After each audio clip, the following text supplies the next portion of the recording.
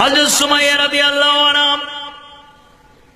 একজন মহিলা সাহাবী, নির্যাতন নিপীড়নের ধারাবাহিকতায় পুরুষ সেই সব সাহাবীদের পাশাপাশি মহিলাদের উপর অকথ্য নির্যাতন নিপীড়ন নেমে এসেছিল। হযরত সুমাইয়া রাদিয়াল্লাহু আনহার গোটা পরিবার আক্রান্ত হয়েছিলেন, নির্যাতিত নিপীড়িত হয়েছিলেন। হযরত সুমাইয়া রাদিয়াল্লাহু আনহাকে নির্যাতন করা হয়, আল্লাহর গোলামি ছেড়ে দেওয়ার জন্য চাপ প্রয়োগ করা হলো, আল্লাহ রাসূলের আদর্শ ত্যাগের জন্য চাপ প্রয়োগ করা হলো। আবু জাহেল হাত পা বেঁধে নির্যাতন চালানোর পাশাপাশি হযরত সুমাইয়া রাদিয়াল্লাহু আনহাকে অকথ্য ভাষায় গালিগালাজ দিয়ে আল্লাহর গোলামি ছেড়ে দেওয়ার জন্য হুমকি দিল। হযরত সুমাইয়া রাদিয়াল্লাহু আনহা একটা পর্যায়ে বিরক্ত হয়ে ক্রোধান্বিত হয়ে তার মুখে থুতু নিক্ষেপ করলেন। আবু জাহেলের রাগ কয়েক গুণ বেড়ে গেল। হযরত সুমাইয়া রাদিয়াল্লাহু আনহাকে এমন ভাবে নির্যাতন করে এই পৃথিবীর থেকে বিদায় করা হলো, যা ভাষায় প্রকাশ করা অত্যন্ত হৃদয়স্পর্শী এবং বেদনাদায়ক। শাহাদাতের পেয়ালা পান করলেন হযরত সুমাইয়া রাদিয়াল্লাহু আনহা, কিন্তু এক মুহূর্তের জন্য এক আল্লাহ ছাড়া কারো সামনে মাথা নত করলেন না। সুবহানাল্লাহ। হযরত বেলাল রাদিয়াল্লাহু আনহুকে নির্যাতন করত উমাইয়া। সেই সময় দাসত্ব প্রথা ছিল, মালিক ছিল উমাইয়া। যখন খবর পেয়ে গেল আল্লাহর গোলামি হযরত বেলাল রাদিয়াল্লাহু আনহু গ্রহণ করেছেন, রাসূলের আদর্শে দীক্ষিত হয়েছেন, বারবার চাপ প্রয়োগ করে, ও বেলাল, আল্লাহকে ভুলে যাও, মুহাম্মদকে ভুলে যাও, তোমাকে আর শাস্তি দেব না, ছেড়ে দেব। শাস্তির ধারাবাহিকতা একটা পর্যায়ে হযরত বেলাল রাদিয়াল্লাহু আনহু যখন অত্যন্ত দৃঢ়ভাবে তাওহীদের ঘোষণা দেন, তার কণ্ঠে যখন ধ্বনিত প্রতিধ্বনিত হয়, কলহু আল্লাহু আহাদ আল্লাহুস সামাদ লাম ইয়ালিদ ওয়া লাম ইউলাদ ওয়া লাম ইয়াকুল লাহু কুফুওয়ান আহাদ। বেলালের কণ্ঠে যখন অত্যন্ত দৃঢ়ভাবে ইমানের ঘোষণা তিনি দিলেন, যখন তার কণ্ঠ থেকে আল্লাহর গোলামির আওয়াজ বন্ধ করতে পারল না, শাস্তির মাত্রা বাড়ায় দেয়া হলো, মরুভূমিতে নিয়ে যাওয়া হলো। মরুভূমির উত্তপ্ত বালুকার মধ্যে হাত পা বেঁধে হযরত বেলাল রাদিয়াল্লাহু আনহুকে বেঁধে রাখা হলো, শাস্তি প্রয়োগ দেওয়া হলো, নির্যাতন নিপীড়ন করা হলো। উত্তপ্ত বালুকার মধ্যে শুয়ে রাখার কারণে চামড়া মাংস জ্বলে পড়ে ছাই হয়ে যাচ্ছিল। আঘাত করা হয়, আর বেলাল রাদিয়াল্লাহু আনহুকে আল্লাহর গোলামি ছেড়ে দেওয়ার জন্য আহ্বান জানানো হয়, তিনি অস্বীকার করেন। একটা পর্যায়ে শাস্তির মাত্রা অনেক বেড়ে গেল।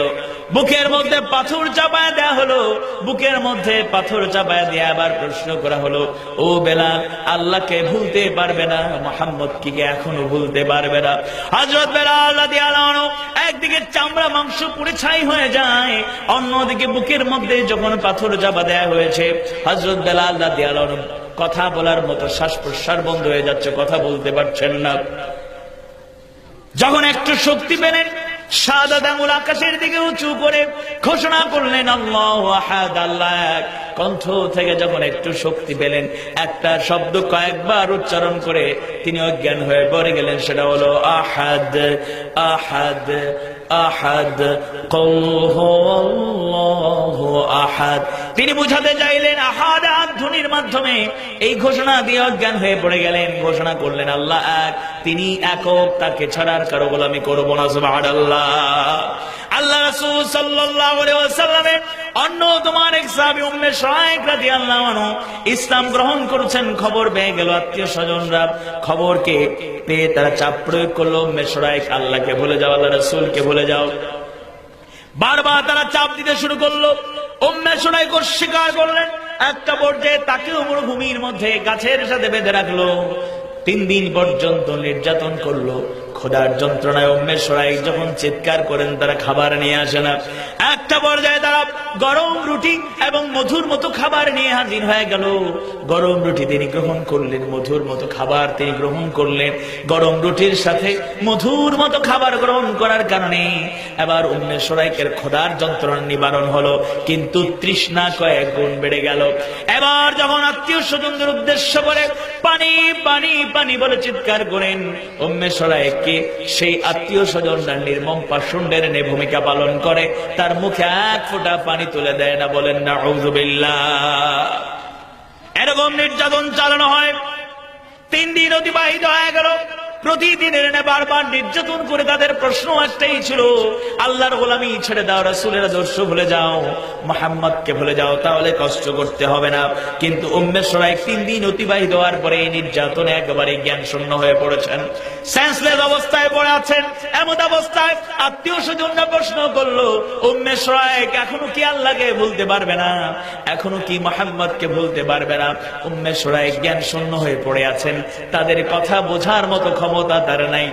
আত্মীয় স্বজনরা যখন বুঝলো উম্মে শুরাইক আমাদের কথা বুঝতেই পারে না, জ্ঞান শূন্য হয়ে পড়ে আছে, এবার সামনে গিয়া আগুনের ইশারায় বোঝাতে চায়, আসমানের দিকে ইঙ্গিত করে আল্লাহকে বোঝাতে চায়, আল্লাহকে ভুলে যাও। উম্মে শুরাইক তাদের আগুনের ইশারা যখন বুঝতেই পারলেন, তাওহীদের সেই আদর্শ থেকে তাকে সরাতে চায়, আল্লাহর গোলামি থেকে বঞ্চিত করতে চায়, তখন ইশারায় তিনি জবাব দিয়ে দিলেন, জীবনটা চলে যেতে পারে, আল্লাহর গোলামি ছাড়বো না। সুবহানাল্লাহ। ও ইমানদার ভাইয়ের, সেই ধারাবাহিকতায় আজও পৃথিবীর বিভিন্ন প্রান্তে আল্লাহর গোলামি গ্রহণ করার অপরাধে কত নির্যাতন নিপীড়ন নেমে আসে। বিশ্ববিদ্যালয়ের মেধাবী ছাত্র আঘাত করতে করতে ইসলামের দুশমনেরা মাটিতে ফেলে দিল, সমস্ত শরীর রক্তাক্ত, প্রাণ যায় যায় অবস্থা, বুকের মধ্যে ছুরি ঠেকিয়ে সন্ত্রাসী বলল, ও আমার সহপাঠী, ও আমার বন্ধু, তোমাকে ইচ্ছে করলে আজ ছেড়ে দিতে পারবো, তোমার সাথে ব্যক্তিগত কোনো আক্রোশ নাই, শুধু ঘোষণা দাও যেই সংগঠনের সাথে সম্পৃক্ত হয়েছে সেই সংগঠন ছেড়ে দাও। এই করুণ অবস্থায়ও মৃত্যু সেই কাছাকাছি চলে এসেছে ভেবেও এরপর দিনের মুজাহিদ উত্তর দিয়া দিলেন, ও আমার বন্ধু, শুনে রাখো, আমি এই বিশ্ববিদ্যালয়ে প্রবেশ করেছি, আমি কোরআন পড়তে জানতাম না, বিশ্ববিদ্যালয়ে প্রবেশ করেছি, হাদিস পড়তে জানতাম না, বিশ্ববিদ্যালয়ে প্রবেশ করেছি, আমি নামাজ আদায় করতাম না, নামাজি ছিলাম না। যারা আমার হাতে কোরআন তুলে দিল, হাদিস তুলে দিল, ইসলাম শিক্ষা দিল, নামাজ শিক্ষা দিল, নামাজি বানালো, জীবনটা চলে যেতে পারে, সেই সব দিনের মুজাহিদদের সঙ্গ আমি ত্যাগ করবো না। সুবহানাল্লাহ। এজন্য আজ আমাদের এখান থেকে শিক্ষা গ্রহণ করতে হবে, আমরা এক আল্লাহর গোলামি করব, এক আল্লাহর দাসত্ব করব। এই মাথা কঠিন কালেও যদি মাথা নত করতে হয়, জীবন যাবে, রক্ত ঝরবে, মাথার পর নিয়ে ইমানদাররা সকল ত্যাগ এবং কুরবানির দৃষ্টান্ত স্থাপন করবে। এক মুহূর্তের জন্য এক আল্লাহ ছাড়া অন্য কারোর সামনে কঠিন কালেও মাথা নত করবে না, ঠিক না? আজকে সত্যিকার অর্থে যারা আল্লাহকে পছন্দ করে ভালোবাসে, তাদের বলা হয়েছে প্রাণ ভিক্ষা চাইতে পারো,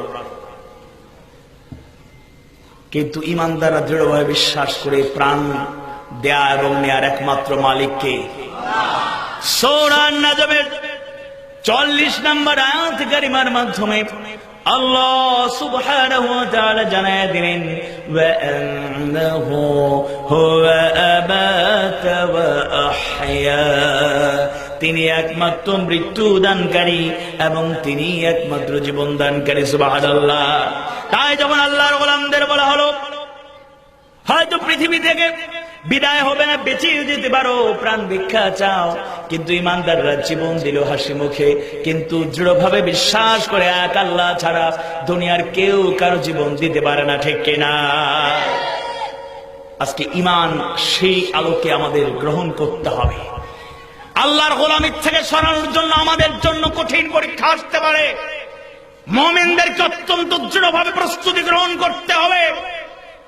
যে আল্লাহকে সিজদা করে মাথা নত করে আমরা অভ্যস্ত হয়েছি, প্রয়োজনে আমাদের পূর্বসূরীদের ন্যায় হাসি মুখে ফাঁসির মঞ্চে জীবন দেব, প্রয়োজনে আমরা শাহাদাতের পেয়ালা পান করব, আল্লাহর গোলামি এক মুহূর্তের জন্য ছেড়ে দেব না, ঠিক কিনা?